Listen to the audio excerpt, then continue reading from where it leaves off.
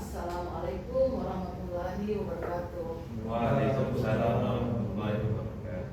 Assalamualaikum warahmatullahi wabarakatuh. Wa ala alihi washabihi amma ba'du. Yang terhormat Pak Ustadz Zikri Siregar, yang saya hormati teman-teman karyawan-karyawati Bank Papua Kantor Cabang Serui. Alhamdulillah, pertama-tama marilah kita panjatkan puji dan syukur kehadirat Allah Subhanahu wa taala atas berkat, rahmat serta limpahan kasih sayangnya sehingga pada sore hari ini kita berkumpul kembali di sini, tempat ini, dalam rangka melaksanakan pengajian Bank Papua Cabang Serui yang dilaksanakan setiap 2 bulan sekali, Ustaz. Salawat serta salam tidak lupa kita junjungkan kepada baginda besar Nabi Muhammad SAW, kepada para keluarganya, kepada para sahabatnya, dan para pengikutnya hingga akhir zaman. Baiklah, untuk mempersingkat waktu, Ustaz, susunan acara di sore hari ini yaitu yang pertama adalah pembukaan yang sudah kita lewati bersama-sama. Yang kedua yaitu nanti tausiah singkat yang akan dibawakan Pak Ustadz, terserah judulnya apa Pak Ustadz, namun nanti akan kita bertanya tidak sesuai judul, tidak apa-apa Pak Ustadz ya. Yang berikutnya yaitu nanti tanya jawab, kemudian yang berikutnya yaitu istirahat sambil menikmati hidangan, yang berikutnya itu doa penutup Pak Ustadz. Baiklah, untuk mempersingkat waktu, tausiah singkat yang akan dibawakan Pak Ustadz, kami persilakan. Warahmatullahi wabarakatuh. Alhamdulillahilladzi khalaqal mauta wal hayata liyabluwakum ayyukum ahsanu amala wa huwal azizul ghafur. Asyhadu an la ilaha illallah wahdahu la syarika lah wa asyhadu anna Muhammadan abduhu wa rasuluhu alladzi la nabiyya wa la rasula ba'da. Allahumma shalli ala Muhammad wa ala alihi wa sahbihi ajma'in. Amma ba'd. Bapak Ibu Majelis Taklim Bank Papua yang insyaallah dirahmati oleh Allah, tiada kalimat yang pantas kita ucapkan kecuali rasa syukur kita kepada Allah atas nikmat yang paling tertinggi yang Allah berikan kepada kita, yaitu nikmat iman. Bapak Ibu sekalian, memang kullu mauludin yuladu 'alal fitrah. Setiap manusia itu dilahirkan ke atas fitrah. Jadi manusia itu dilahirkan sejak dia dari buaya ibunya itu dalam keadaan Islam. Jadi makanya ada orang yang bilang itu kalau anak bayi yang kecil baru meninggal dunia walaupun dengan kondisi orang tuanya Kristen, Yahudi dan Nasrani, dia akan masuk surga. Kenapa?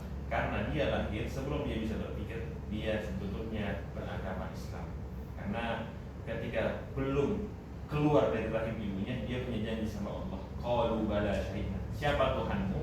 Maka dia semua bayi mengatakan bahwa saya bersaksi tiada Tuhan selain Allah. Jadi kenapa kok ada kemudian orang Yahudi, Nasrani dan lain sebagainya? Mereka Yahudi dan Nasrani itu karena orang tua mereka.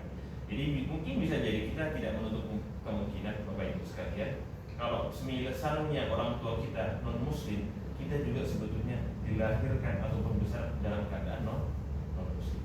Kemudian yang kedua, selawat serta salam kepada baginda Nabi Muhammad SAW. Jadi Bapak Ibu sekalian, sejatinya ataupun idealnya selawat itu bukan kita sering menyebutkan Allahumma sholli ala Muhammad dan lain sebagainya, tapi idealnya sholawat itu bagaimana kita menjadikan Rasulullah itu sebagai tauladan bagi kehidupan kita sehari-hari.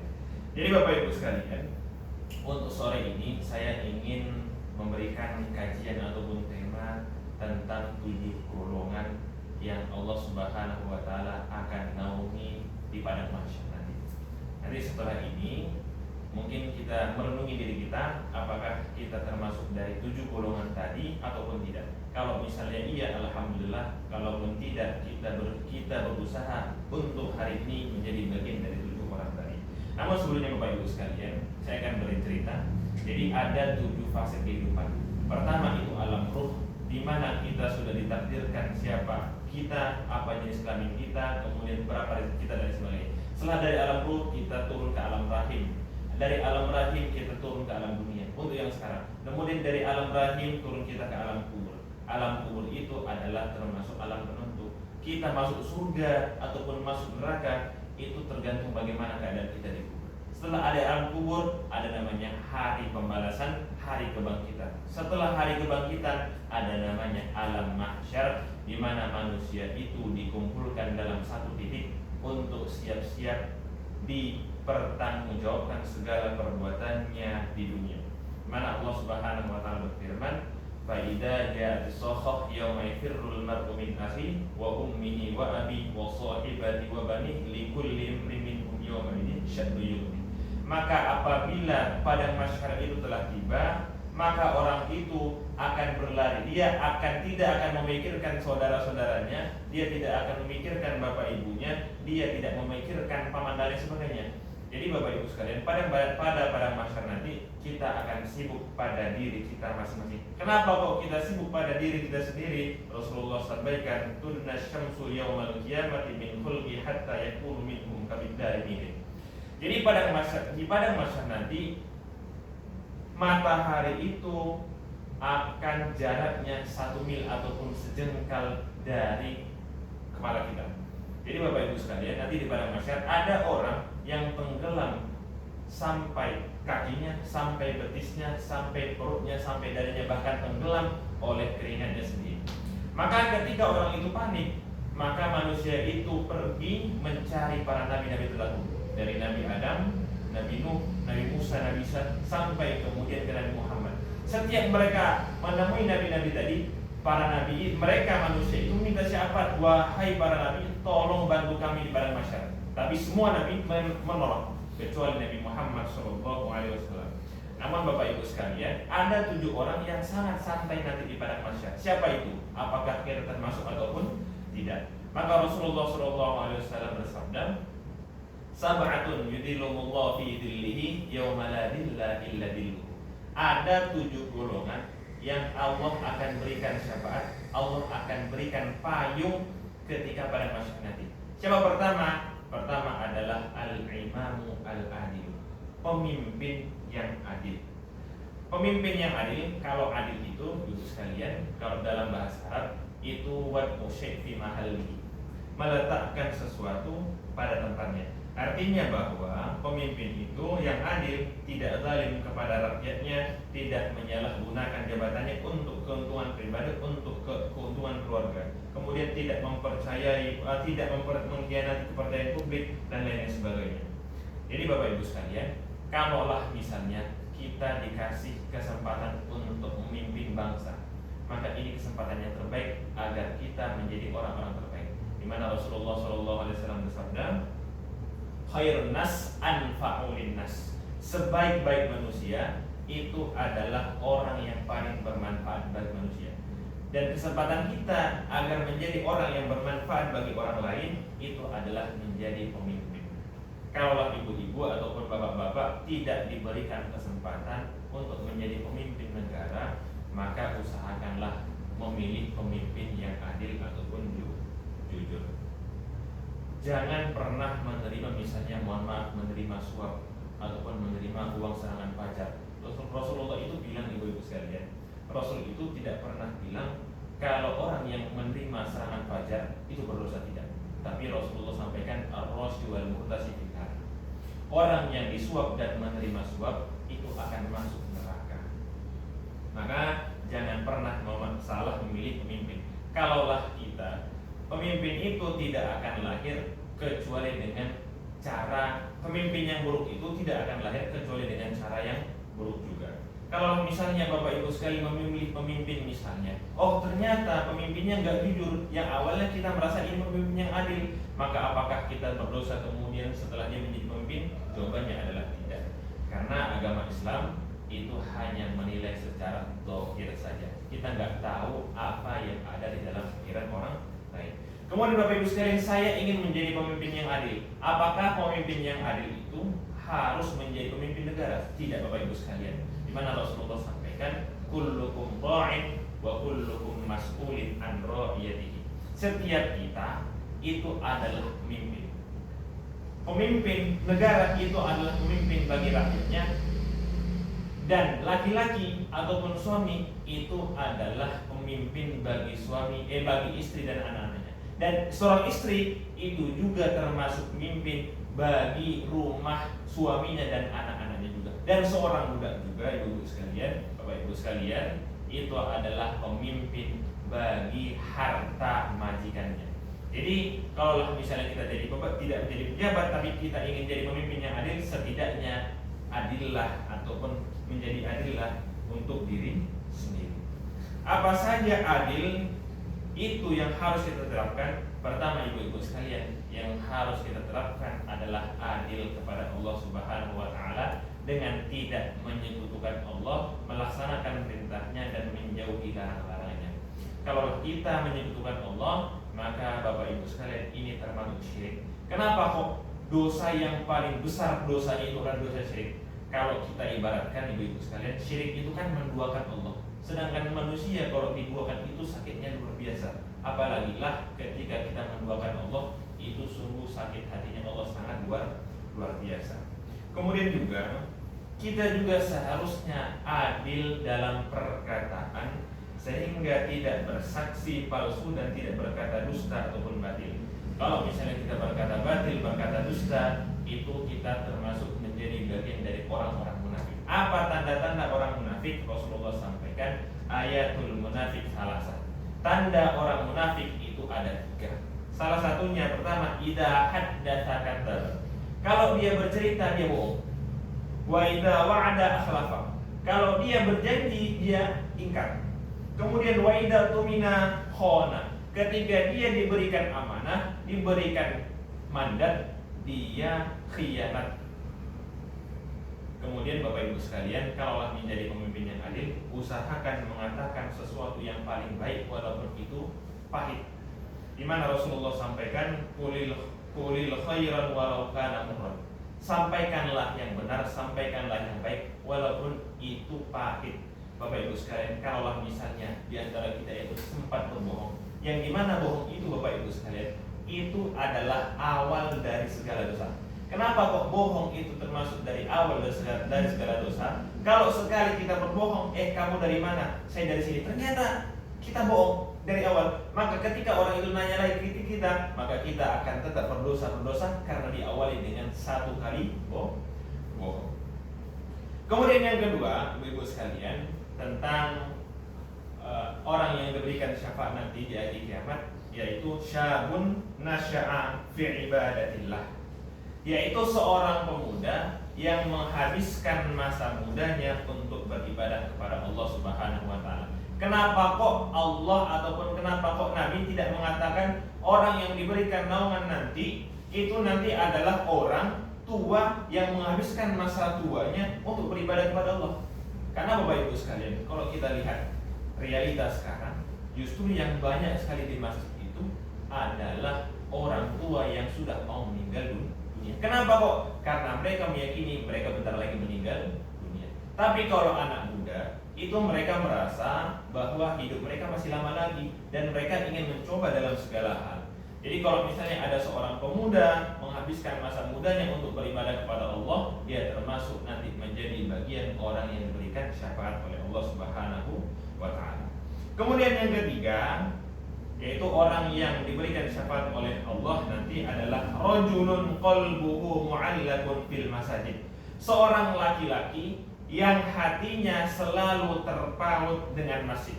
Jadi makna dari selalu terpaut dengan masjid, ibu-ibu, bapak-bapak, adalah bukan orang yang tiap saat, setiap waktu di masjid, tetapi orang yang hatinya selalu di masjid. Kalau misalnya 15 menit lagi ingin zuhur, dia langsung ke masjid.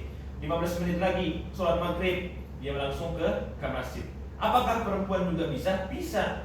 Bisa juga termasuk seorang laki-laki ataupun seorang perempuan yang hatinya selalu terpaut kepada masjid, yang selalu terpaut kepada pengajian, kepada majelis-majelis ilmu. Namun Bapak Ibu sekalian, hati kita terpaut kepada masjid ataupun tidaknya itu tergantung dari hati kita masing-masing. Di mana Rasulullah sampaikan, ala inna fil jasadi mudghah, idza salahat salaha jasadu kulluhu wa idza fasadat fasad jasadu kulluhu. Ingatlah, di dalam jasad kita, di dalam tubuh kita itu ada segumpal daging. Yang dimana segumpal daging itu kalau baik, maka baiklah seluruh jasad kita. Kalau buruk segumpal daging ini, maka buruklah seluruh perbuatan kita. Apa itu? Hati kita. Makanya Ibnu Qayyim al-Jauzi, Bapak Ibu sekalian, membagi hati itu menjadi 3 macam. Yang pertama adalah qalbun salim, hati yang selamat dari kotoran, dari keburukan. Yang dimana kalau ada hati orang seperti ini, dia akan senantiasa beribadah kepada Allah. Kemudian yang kedua, qalbun marid. Ini hati yang paling sering, yang paling banyak yang dimiliki oleh manusia, yaitu hati yang sakit, yang kadang-kadang dia semangat beribadah kepada Allah, kadang-kadang dia rajin beribadah kepada Allah, dan kadang-kadang juga melakukan maksiat, melakukan keburukan. Ini hati yang paling sering kita miliki. Bahkan mungkin diantara kita ataupun kita semuanya itu termasuk punya hati qalbun marid, hati yang sakit. Kemudian juga ada yang terakhir, qalbun mayyit, hati yang mati. Hati yang mati, Bapak Ibu sekalian, itu diakibatkan karena perbuatan kotor yang dilakukan oleh manusia.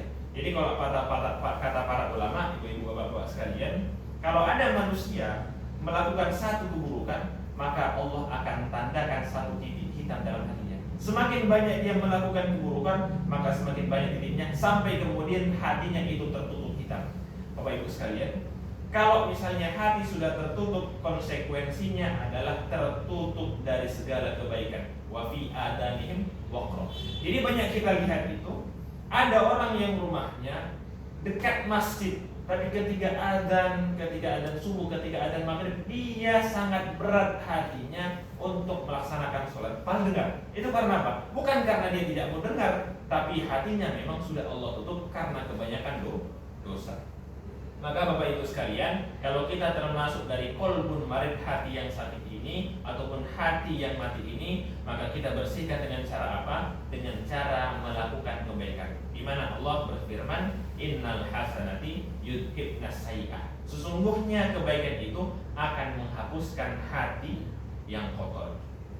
Dan Ibu-ibu sekalian, Allah itu ataupun Rasul itu menganjurkan kita untuk berdoa, ya muqallibal qulub tsabbit qalbi ala dinik. Yang semoga Bapak Ibu amalkan terus. Ya muqallibal qulub tsabbit qalbi ala dinik, ya muqallibal qulub tsabbit qalbi ala taatik.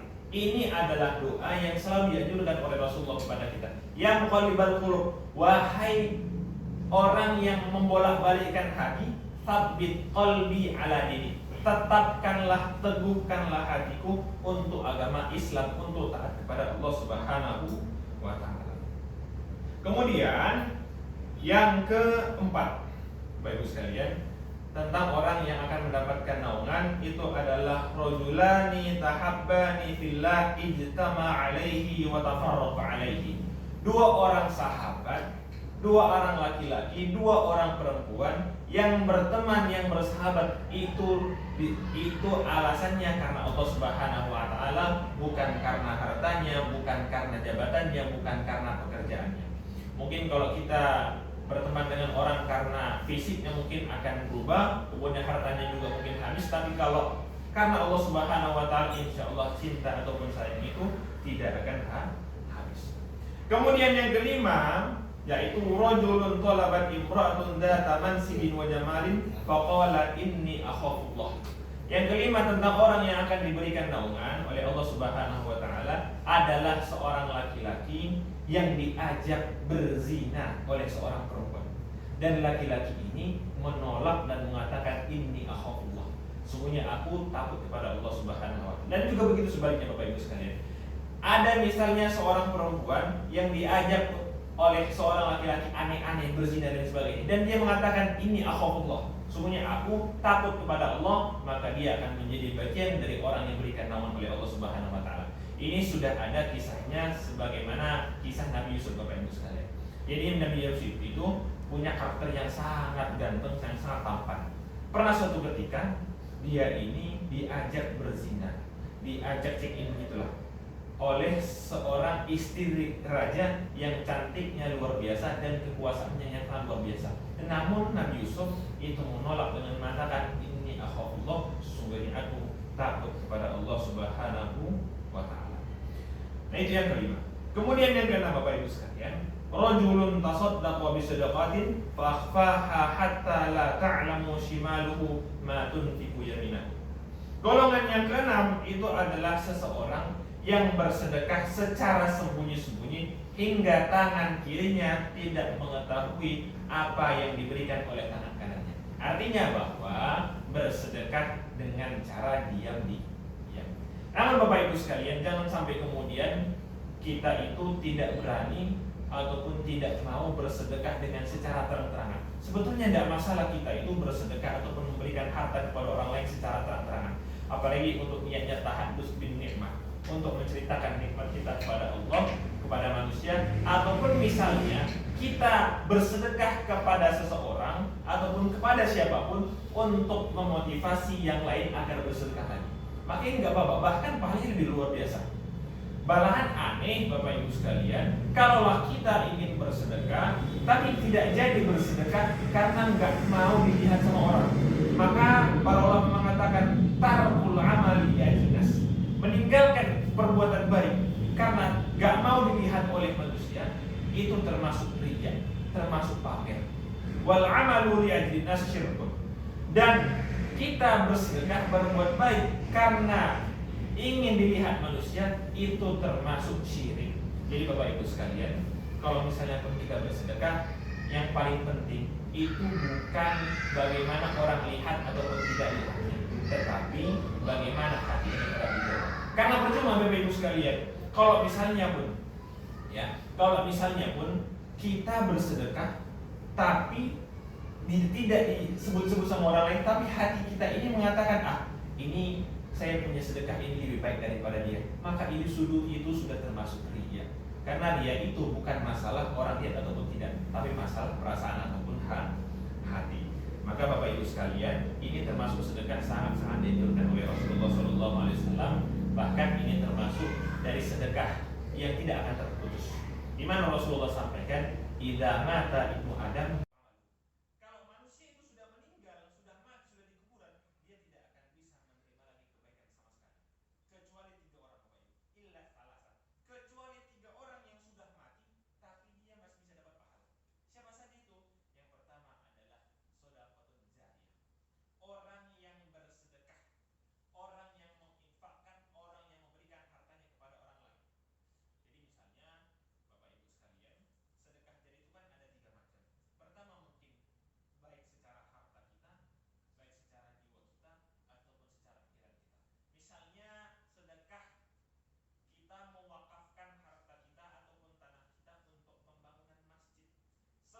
ketika kita sudah meninggal dunia, selama masjid itu masih digunakan oleh orang lain untuk beribadah kepada Allah, maka pahalanya akan tetap mengalir kepada kita.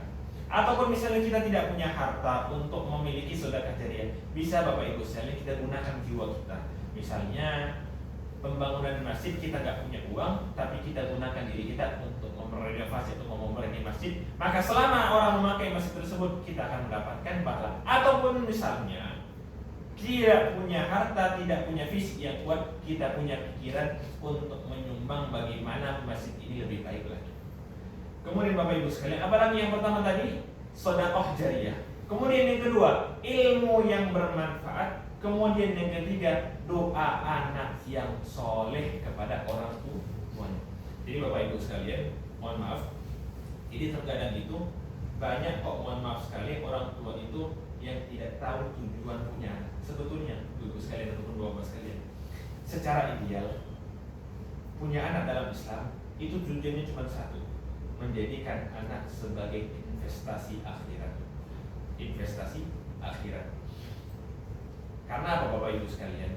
Kalaulah misalnya kita jadikan anak sebagai investasi akhirat, insya Allah ketika kita meninggal dunia pun, maka doa-doa yang diucapkan, perbuatan-perbuatan baik yang dia lakukan itu akan mengalir kepada kita. Usahakan ketika kita punya anak, kita sendirilah, kita pribadilah yang mengajarkan kepada anak-anak kita untuk mengenal siapa Tuhannya, untuk mengenal bagaimana tata cara sholat, untuk mengenal bagaimana membaca Al-Quran. Dan walaupun misalnya sholat atau membaca Al-Quran itu nggak harus mengajarinya seorang ustaz. Sehingga kemudian Bapak Ibu sekalian, kontribusi kita untuk menjadikan anak yang soleh itu lebih banyak lagi. Nah, kalau misalnya kita membawa anak kita ke TPA ataupun ke sekolah-sekolah, apakah dapat mendapatkan pahala? Ya dapat pahala. karena kita menyuruh anak kita, menafkahi anak kita untuk menjadi orang yang soleh. Namun lebih baik lagi kita juga punya kontribusi sedikit untuk membina anak kita, untuk mengenal siapa Tuhannya, untuk mengenal siapa Rasulnya, untuk mengenal bagaimana membaca Al-Quran. Kemudian Bapak Ibu sekalian, yang terakhir yaitu rajulun dzakarallahu khaliyan faqadat ainahu. Seorang laki-laki yang berzikir, yang mengingat Allah Subhanahu wa taala, kemudian tiba-tiba dia meneteskan air mata. Di mana Rasulullah sallallahu alaihi wasallam sampaikan, ainani la tamassuman nar, ainun bakat min khasyatillah wa ainun batat tahrutu fi sabilillah. Ada dua jenis air mata yang dikeluarkan oleh manusia yang tidak akan disentuh oleh api neraka. Yang pertama, ibu-ibu, bapak-bapak sekalian, adalah air mata yang menetes karena takut sama Allah. Kemudian yang kedua, air mata yang capek, yang letih ketika menjaga penjagaan. Misalnya seperti menjaga masjid, menjaga kampung dan lain sebagainya. Maka air mata seperti ini tidak akan disentuh oleh api neraka.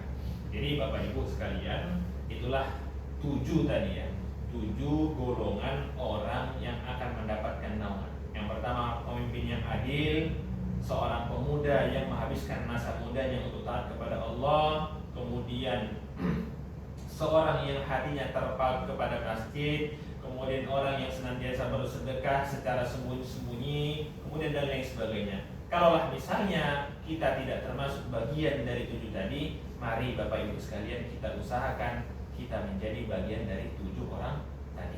Kalau misalnya kita pengen menjadi orang yang istiqomah misalnya, mari kita mulai dengan amalan-amalan, perbuatan-perbuatan yang adil, yang mungkin kecilan-kecilan saja, tapi dikonsistenkan, yang diistiqomahkan.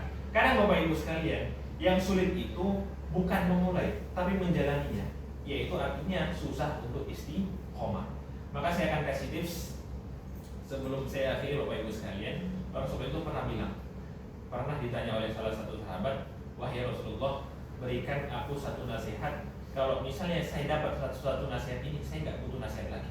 Maka Rasulullah sampaikan, kul amantu billah sumastaqim. Maka nasihat yang saya berikan kepadamu adalah berimanlah kepada Allah dan beristiqomahlah. Karena para ulama itu sampaikan Bapak Ibu, al-istiqomatu khairun min alfi qaramah.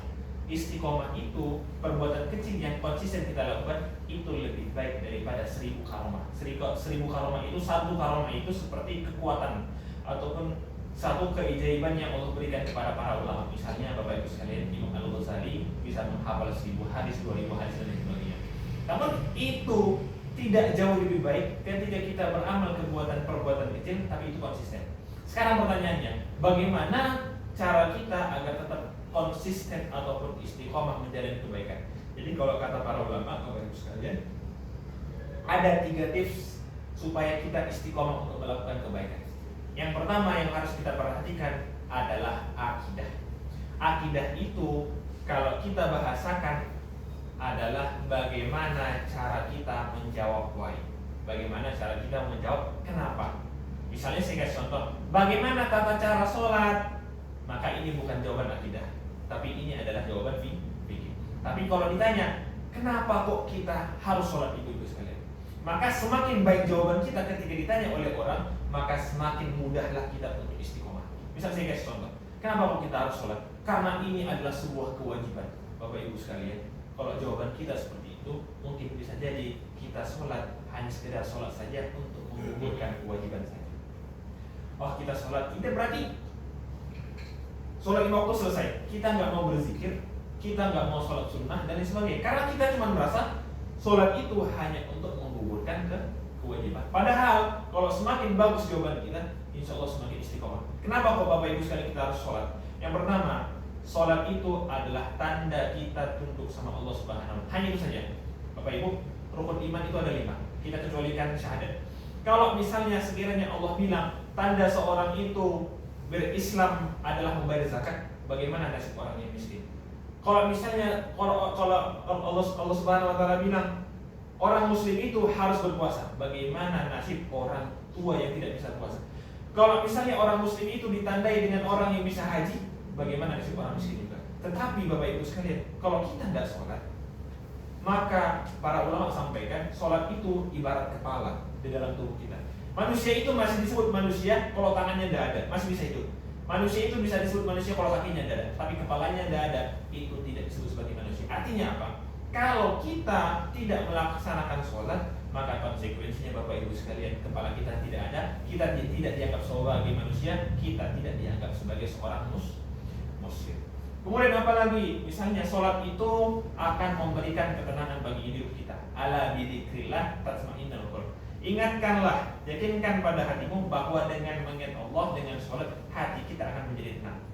Kalau orang yang hatinya tenang, insya Allah akan tertuju kepada kebaikan. Tapi memang kadang-kadang ada orang yang sudah sholat, tapi nggak pernah tenang pikirannya, masih melakukan keburukan. Padahal Rasulullah sampaikan ataupun Allah sampaikan, inna sholata tanha 'anil fahsya'i wal munkar.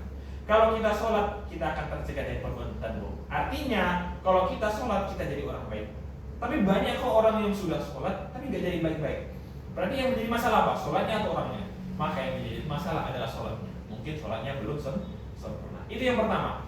Kalau mau istiqomah, perhatikan akidah kita dengan menuntut ilmu. Kemudian yang kedua, memperhatikan ukhuwah kita, pertemanan kita. Jadi Bapak Ibu sekalian, sejatinya manusia itu didesain untuk bersama-sama.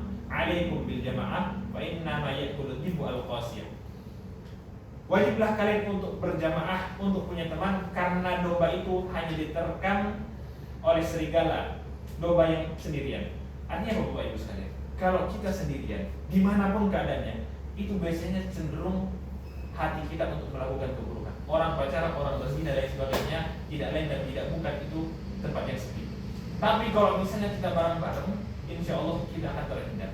Bahkan Bapak Ibu sekalian, lingkungan yang baik itu akan menuntut bahkan memaksa manusia untuk melakukan kebaikan. Kita nggak mungkin meludah di masjid, tapi mungkin kita akan berani meludah di pasar. Kenapa? Karena lingkungannya menuntut kita untuk melakukan baik ataupun buruk. Kemudian yang ketiga, cara kita agar istiqomah itu adalah memperhatikan syariah ataupun sistem. Kalau di Madinah itu Bapak Ibu sekalian, sebagaimana Rasulullah sampaikan, jadi Madinah itu seperti pabrik besi. Kalau ada besi yang masuk, yang kotor maka akan dibersihkan. Kalau ada besi yang kinclong maka akan lebih kinclong lagi. Artinya bahwa kalau sistem kita sudah memaksa kita untuk melakukan kebaikan, maka akan suka tidak suka, mau tidak mau, kita akan melakukan kebaikan. Misalnya sistem Islam misalnya, ataupun sistem sekolah, ataupun sistem pesantren, itu kan memaksa orang untuk melakukan kebaikan. Dan cara orang agar bisa istiqomah yang paling berpengaruh pertama itu adalah syariah. Karena itu untuk kelompok. Kemudian yang kedua, ukhuwah, pertemanan kita. Ini juga bisa bikin kita istiqomah melakukan kebaikan, tapi mungkin hanya kumpulan kecil saja. Ya mungkin kita juga Bapak Ibu sekalian. Mungkin kalau kita tidak termasuk bikin majelis taklim Bank Papua, gak mungkin kita ikut pengajian. Kemudian yang ketiga, itu tadi yang terakhir adalah akidah. Ini yang membuat kita istiqomah secara mandiri saja. Mungkin ini saja Bapak Ibu sekalian yang bisa saya sampaikan. Semoga kita menjadi bagian dari 7 golongan tadi, dan termasuk 7 golongan tadi konsisten ataupun istiqomah dalam 7 golongan tadi. Mungkin ini saja yang bisa saya sampaikan. Kurang lebihnya mohon maaf. Nun wal qalam masturun minni fasdabilu khairan la'allakum turhamun. Baik, acara selanjutnya yang tanya jawab bagi Bapak Ibu yang ada pertanyaan, dipersilakan. Begini Pak Ustaz, saya tanya saja, kita ini kan namanya manusia ini kan, kalau lihat yang kinclong sedikit atau yang bagaimana sedikit itu kan, ya tidak dipungkiri mulut itu pasti ada saja yang maksudnya ya nyeletak kayak bicara gitu kan, maksudnya gini ya Pak Ustaz, kayak kita lihat sesuatu yang istilahnya yang lebih gitu loh. Nah, itu kan sudah termasuk kayak penyakit ain. Nah, itu cara menguranginya itu bagaimana Pak Ustaz? Jadi siap ya. Jadi kalau saya pribadi begini, ini kan kalau dalam Islam sekalipun, kalau disampaikan untuk urusan agama, itu lihatlah orang yang paling baik. Misalnya kita kurang amal, maka lihatlah orang yang ustaz ataupun orang-orang yang lebih alim dari kita, sehingga kemudian kita punya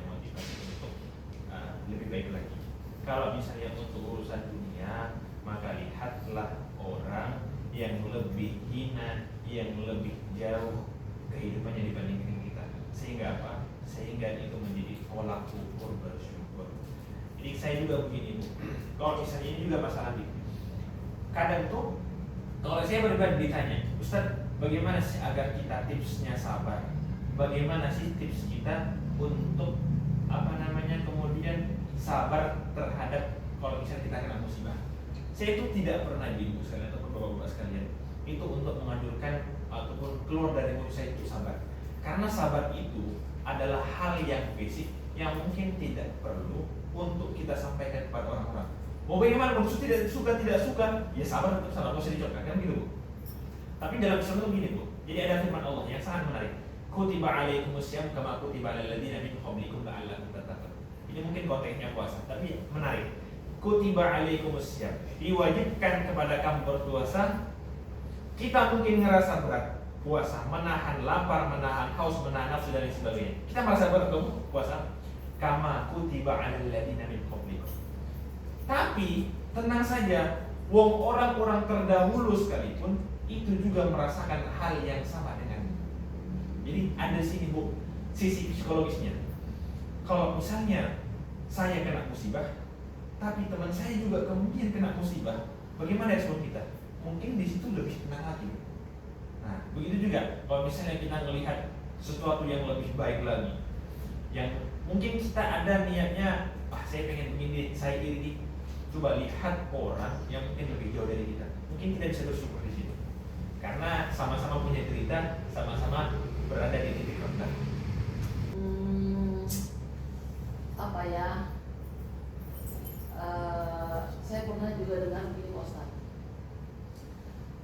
Gimana ya Pak Ustaz? Kita tuh kalau dipinjamin uang itu Pak Ustaz ya, sebenarnya tuh kadang-kadang kita tuh dongkol Pak Ustaz, jengkel gitu pinjamin uang, padahal kita juga pas-pasan sebenarnya Pak Ustaz. Tapi saya pernah dengar katanya ketika orang itu datang ke kita itu Pak Ustaz, pasti Allah yang menggerakkan hatinya untuk kita gitu loh Pak Ustaz. Padahal gimana ya Pak Ustaz, ini namanya duit kan kita semua butuh ya Pak Ustaz ya. Itu bagaimana Pak Ustaz ya, apakah memang kita menanggapinya seperti apa Pak Ustaz kalau orang-orang yang memang datang ke kita dengan tujuan memang pinjam uang gitu Pak Ustaz. Sementara kalau kita pikir lagi secara baiknya Pak Ustaz, nah ini pasti karena Allah yang suruh datang ke sini nih Pak Ustaz.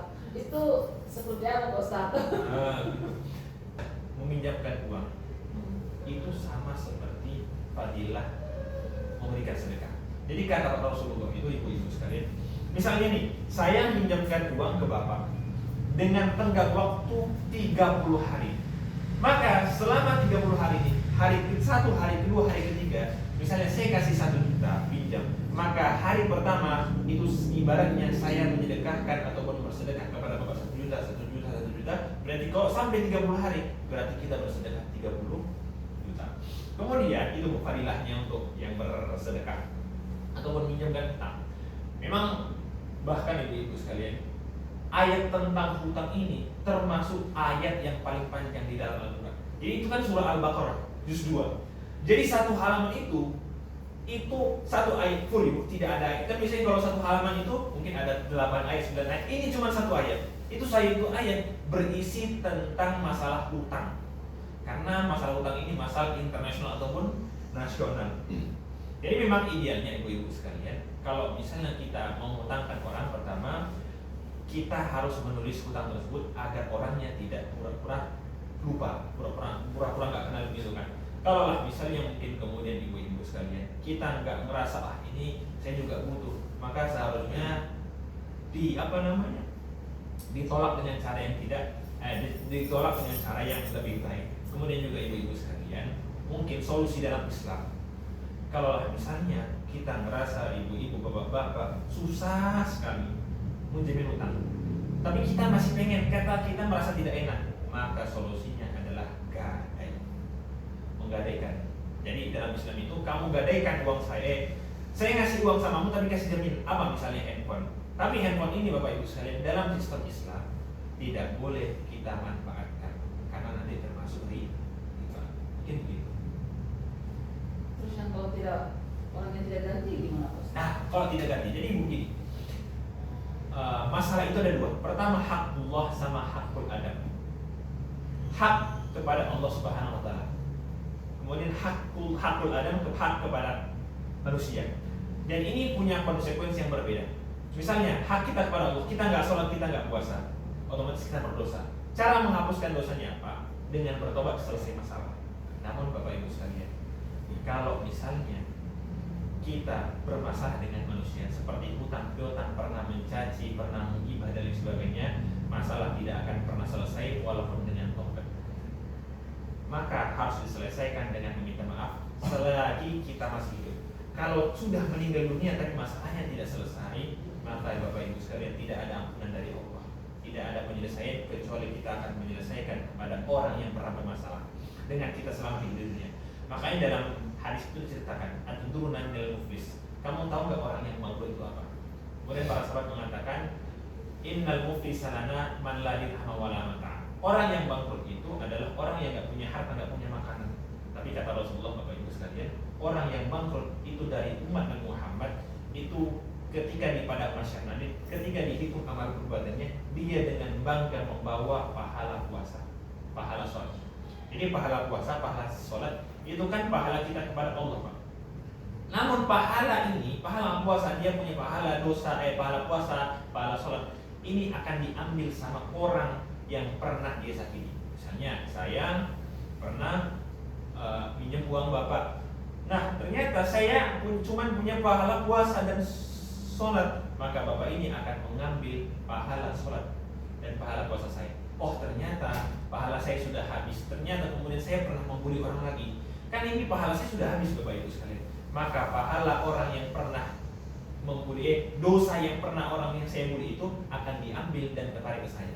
Bukannya lebih banyak pahala saya, tapi malah lebih banyak dosa. Jadi Ibu-ibu sekalian, kalau misalnya kita punya hutang begitu kan, ataupun menghutangi orang, ataupun misalnya kita punya orang nggak pernah ditagih, nggak pernah dikasih hutang ke kita, maka tenanglah karena masalahnya tidak akan selesai, nanti diselesaikan di akhir. Oh ini Pak, berpegang tangan tuh Pak. Oke Pak, saya jelaskan ya. Ini kalau hukum menyentuh wanita ataupun istri kita, apakah membatalkan wudu ataupun tidak? Ini Pak, pembahasannya sangat banyak. Jadi ada pendapat Imam Malik, ada pendapat Imam Ahmad, ada pendapat Imam Syafi'i. Kalau mayoritas kita, karena kita pakai pegangan Imam Syafi'i, itu membatalkan wudu. Tapi ada juga pendapat Imam Malik yang dimana ini dipakai sama salah satu ormas Muhammadiyah Pak. Jadi dalilnya itu cuma satu. Awala maskumun nisa afalam tajidu ma'an fatayammamu sa'idan thayyiban. Apabila kamu menyentuh lamasa, ini kan lamasa artinya menyentuh perempuan, maka wudumu batal. Tapi Bapak Ibu sekalian, lamasa di sini bahasa Arab itu termasuk kalimat musytarak. Musytarak itu adalah satu kata yang punya makna lebih dari satu. Misalnya, saya kan orang Batak Pak. Misalnya saya sampaikan kalimat bagas, ada kata bahasa Batak. Bagas itu maknanya cuma dua. Pertama, bagas itu artinya rumah. Kemudian bagas itu juga bisa dikatakan dalam. Nah, begitu juga lah dengan kalimat lamas, menyentuh. Kalau Imam Malik berpendapat bahwa menyentuh istri kita yang bisa membatalkan wudu itu dengan bersetubuh. Jadi kalau pegang ini saja tidak batal. Tapi kalau Imam Ahmad itu menyentuh, tapi kalau ada dorongan hasrat itu membatalkan. Tapi kalau misalnya menyentuh biasa saja, Imam Ahmad itu tidak membatalkan. Kalau dengan hasrat, kalau misalnya tidak dengan hasrat berarti tidak batal. Kalau dengan hasrat berarti batal. Tapi kalau Imam Syafi'i, Pak, karena kita mayoritas, itu baik itu punya syahwat ataupun tidak membatalkan wudu. Namun saya pribadi Pak, itu mengambil pendapat Imam Malik, tidak membatalkan wudu. Membatalkan wudu kalau sudah berhubungan. Jadi begitu Pak. Banyak sebetulnya versi, ada 3 versi itu. Sholat yang jamak itu dia seperti apa? Oh, iya. Jadi kan sholat itu ada 2, jamak dan qasar. Jamak itu artinya mengumpulkan 2 sholat dalam satu waktu. Ada 2, jamak takdim dan jamak ta'khir. Dan jamak itu bisa dilakukan dalam 2 hal. Yang pertama dalam keadaan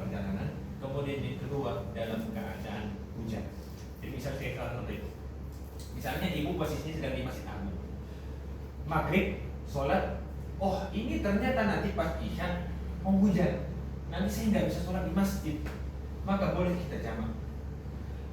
Sholat itu, sholat isya di waktu maghrib. Ada juga bu namanya qasar. Qasar itu adalah meringkas sholat yang jadi 4 rakaat menjadi 2 rakaat. Dan sholat yang bisa diqasar itu cuma sholat zuhur, asar, dan isya. Yang sholat 4. Nah, misalnya saya, dan qasar itu hanya bisa dilakukan ketika posisinya dalam perjalanan.